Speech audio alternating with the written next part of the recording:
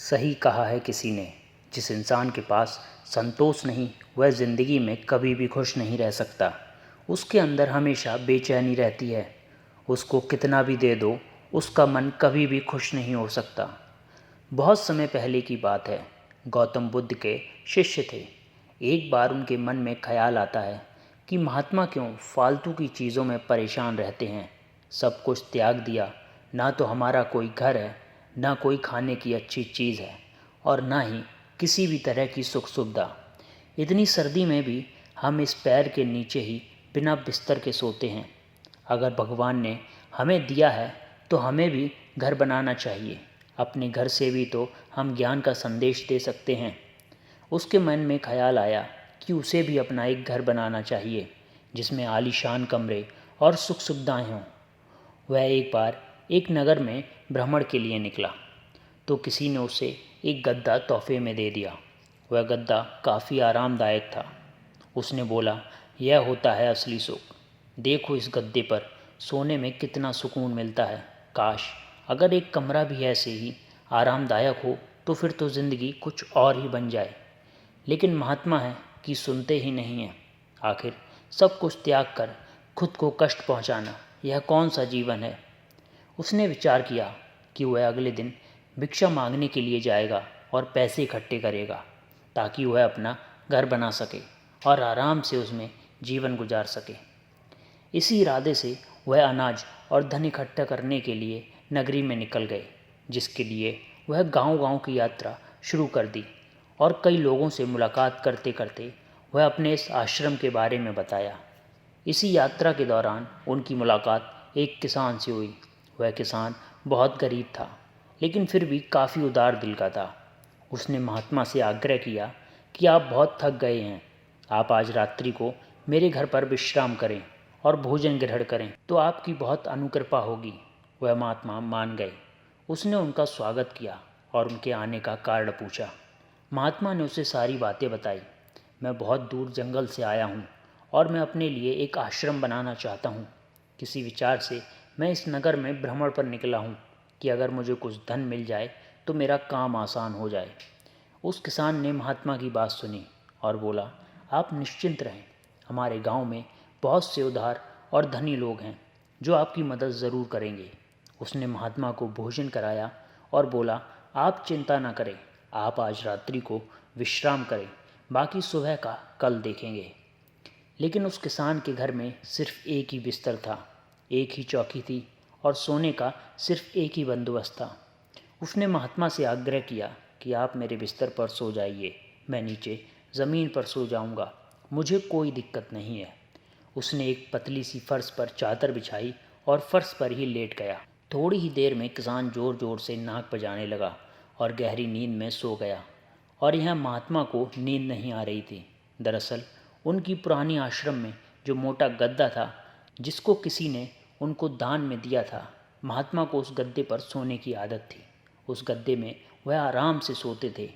लेकिन आज किसान की चौकी पर कोई मोटा गद्दा न था, इसीलिए उनको रात भर नींद नहीं आई और रात भर बस किसान को ही देखते रहे और सोचते रहे, क्या आखिर यह कैसे निश्चित हो कि अपने फर्श पर सिर्फ एक पतली सी चादर पर नींद में सो रहा है।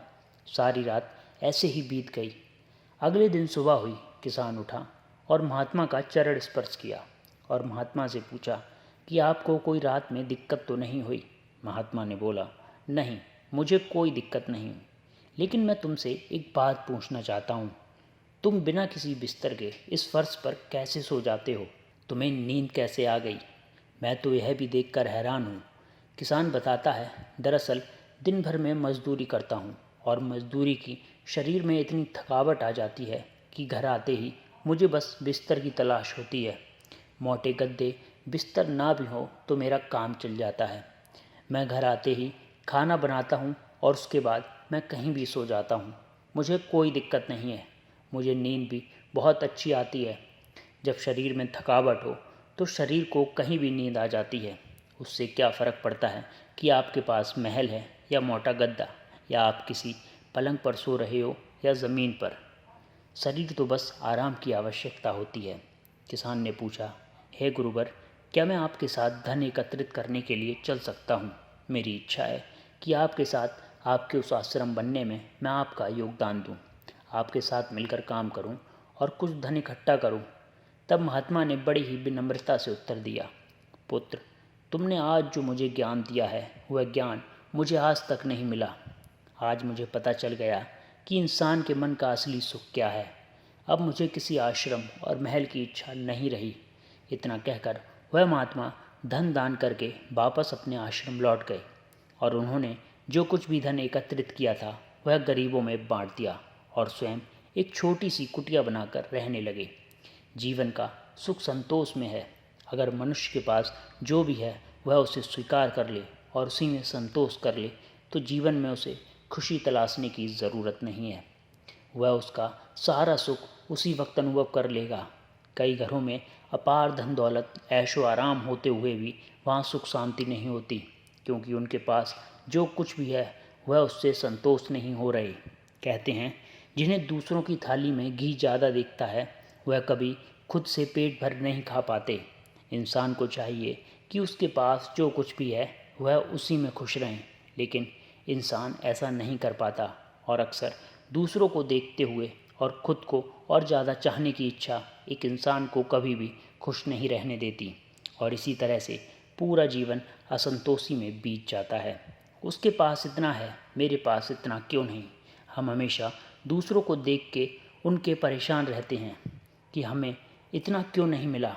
आखिर ज़िंदगी का असल दुख इन्हीं सब चीज़ों के बारे में सोच कर ही है। इसीलिए कभी कभी हमें चाहिए कि हम खुद इस बारे में विचार करें कि हद से ज़्यादा इच्छा कितनी सही है। जो मिले हम उससे भी तो खुश रह सकते हैं।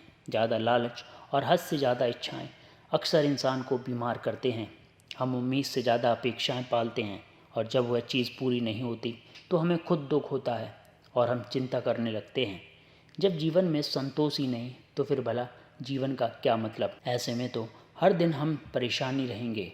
इसीलिए इस बात पर विचार करने की आवश्यकता है। हमेशा याद रखें, संतुष्टि ही जीवन का मूल मंत्र है। अगर इंसान में संतोष है तो कोई भी दुख उसे चोट तक नहीं पहुंचा सकता। जीवन का यही रहस्य है। जो मिले उसमें खुश रहना सीखो। बाकी अगर यह कहानी आपको अच्छी लगी हो तो इस वीडियो को लाइक करें और ऐसी ही कहानी सुनने के लिए हमारे चैनल व्यू मोटिवेट को ज़रूर सब्सक्राइब करें। तो जल्द मिलते हैं एक और नई प्रेरणादायक कहानी के साथ। धन्यवाद। तब तक अपना ध्यान रखिए।